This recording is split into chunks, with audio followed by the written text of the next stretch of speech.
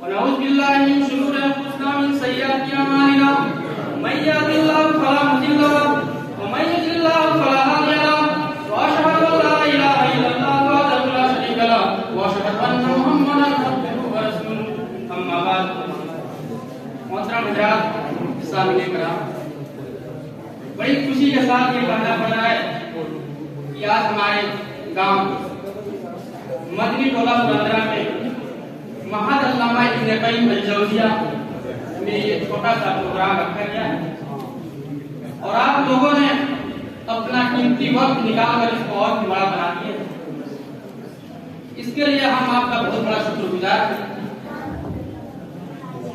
अल्लाह के नबी इस दुनिया में आए थे आज से 1400 साल पहले और इसलिए आए थे कि उन्होंने एक दीन को लेकर आया था और उस दीन का नाम इस्लाम है।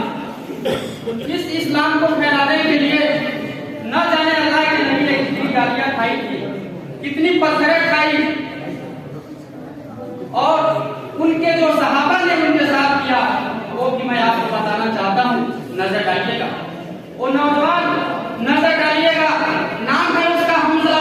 आज शादी होती है, नई बीवी घर में आती है, हाँ हाँ हाँ हमारी जबान में उसको सुहागरात कहा जाता है, शब जुबान कहा जाता है, अपनी बीवी के साथ मनाते हैं, अभी गुस्ल भी नहीं कर पाते हैं कि नकारे जंग बजता है। मेरी इस आवाज के बाद अब कोई घर में न रुके, जंग शुरू हो चुकी है, जल्दी से निकलो। मोहतरम हज़रात, हज़रत हमजा ने घोड़ा उठाया, तलवार ली और मैदान जंग की तरफ निकल गए। बीवी ने कहा, ओ मेरे प्यारे शौहर, नई नवीली बीवी को छोड़कर जा रहे हो जाओ, मैं तुम्हें रोक नहीं सकती, लेकिन इतनी देर के लिए रोकूंगी।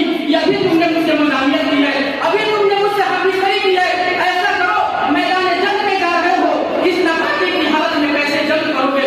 गुस्ल तो कर लो, मैं पानी भर देती हूँ। और हमजा का जवाब ये था, ओ मेरी बीवी, क्या आपने आवाज नहीं सुनी है? इस आवाज के बाद एक लम्हा भी कोई घर में ना ठहरे, फौरन निकल जाए। इस आवाज के बाद अब मैं गुस्ल करने की फुर्सत नहीं पा सकता हूँ। मेरा रब मेरी नियत जानता है। फौरन मैदान जंग के लिए निकले, घोड़े को एक लगाई और बीवी को मुखातब करके कहा, अरे मेरी बीवी, अगर मैं जिंदा बच के आ जाऊँ तो ठीक है, अगर मैं मैदान जंग में शहीद हो जाऊँ और तू मेरी शहादत की खबर सुने तो मेरी बीवी एक काम करना, मेरी बीवी तक गुजार मेरे बेटे, अभी तुमने देखा नहीं क्या है, मैंने तो बहुत कुछ देख लिया है। अब इस बूढ़ी माँ को तुम्हारी खिदमत की जरूरत है, तुम इसकी खिदमत करो और मुझे मैदान जंग में जाने दो। बेटा कहता है नहीं नहीं, मियाँ बीवी तो रखने का हयात है, मियाँ बीवी तो रखने का हयात होते हैं। जिंदगी के साइकिल में जो पहिए हैं, एक बिना साइकिल नहीं चल पाता है। जिस तरह आपने अभी तक मेरी माँ का ख्याल रखा है, अभी आखिरी उम्र में भी मेरी माँ को आपकी ख्याल की जरूरत है, इसलिए आप मुझे मैदान जंग में जाने। दोनों अपनी अपनी दलीलें पेश कर रहे हैं, लेकिन दोनों बात नहीं आते हैं। एक कहता है नहीं मैं जाऊंगा, दूसरा कहता है नहीं मैं जाऊंगा। अल्लाह के नबी फरमाते हैं, फैसला कर लो, तुम दोनों में से कोई एक ही जाएगा। फिर अल्लाह के नबी फरमाते हैं, कुरानदानी कर लेते हैं, पर्चियां लिखकर फेंक देते हैं और मैं एक पर्ची उठाऊंगा और जिसका नाम आएगा वही मैदान जंग में जाएगा।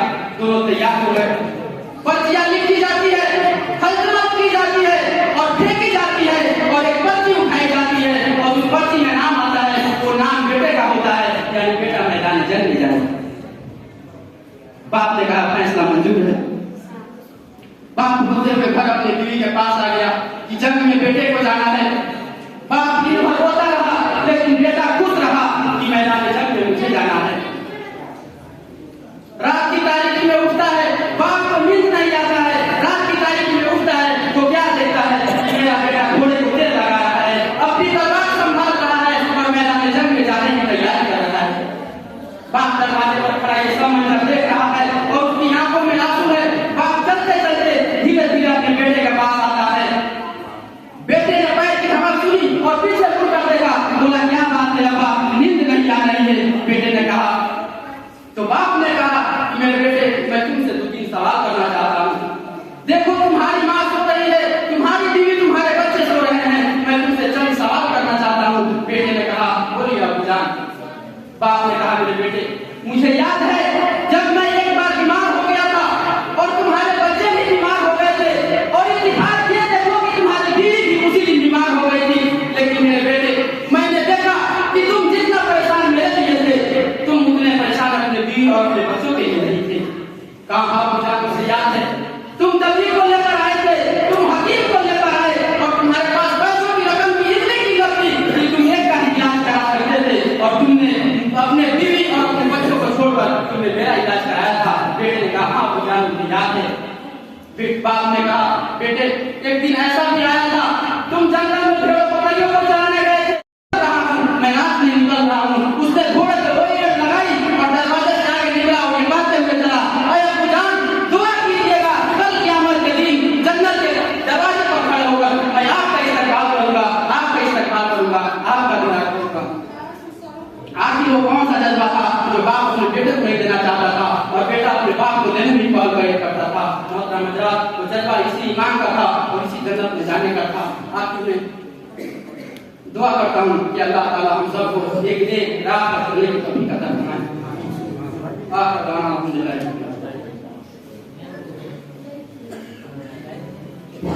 माशाअल्लाह, अंजला फिर लौटकर टीवी से मिलता ही नहीं। शायद हम सामीन को बड़े बड़े खुतबा की सूरह बयानी और लचीदार तकरीरों से कहीं ज्यादा आगे मंजर हमारे सामने से गुजरा है। दिलचस्प रहा होगा और उससे भी अच्छा लगा होगा। क्यों अच्छा लगा होगा कि हमने इन चंद चुनिंदा इल्म के जेवर से आरास्ता खिताबत के हुनर से ये आरास्ता बच्चे हमारे सामने इतनी दुल्हन के साथ कि उनके पाँव में लगी